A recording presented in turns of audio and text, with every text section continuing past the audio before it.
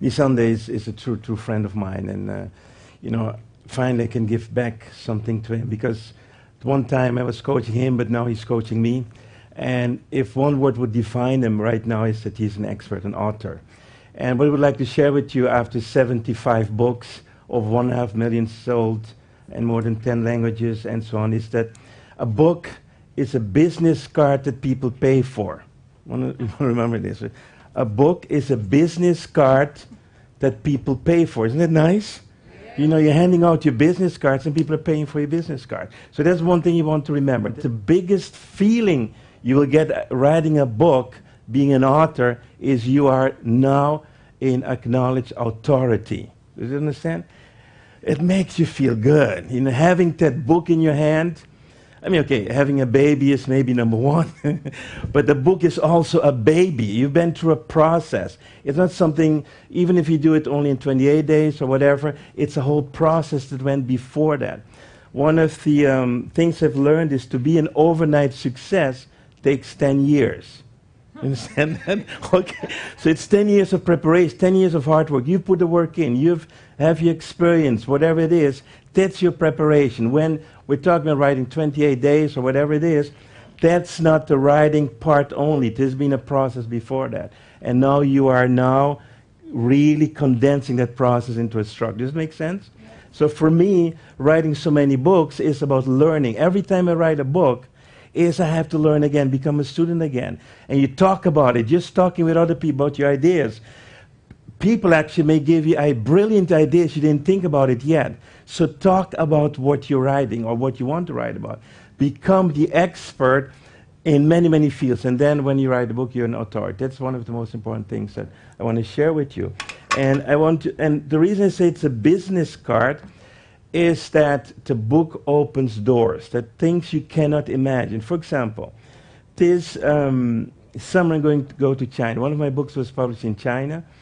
And I'm getting invitations. I have over 4 invitations from big companies in China to come and give workshops. Something I would never expect when I wrote this book. This book I wrote 15 years ago. It's finally, my first book was out in China. Now I have big, let's say, jobs, whatever you want to call it, workshops, projects that I can do in China. Who would expect that? So this is a business card that keeps on being passed on to others. That's one of the most important things. So my first book, I call it like the pregnancy of an elephant. It took forever, okay? Because you want to be a perfectionist. You wanted your first book to be right, the best. The biggest mistake you can make is put all you know in your first book. You know, like everything I know I'm going to put in the first book. Number one is going to be unreadable. Okay, it's going to be too much. So you really need to choose something. Yes, your first book, you want it to be the best sponge. You want it to, but you don't want to put everything in first book. And like Nisane said, you want to become a serial writer. You know, and you want to just think about this, just the opening of my creativity. There's so much more in me, so much more to come. So my first book was, just like with Nisane, it was never finished. And finally, I decided to ask a friend to come and help me. So my first book was co-written by a friend, and it was a book called Vitality, and became an overnight success. And then the publishers started knocking on my door, and I was just complete terrified to write the next book.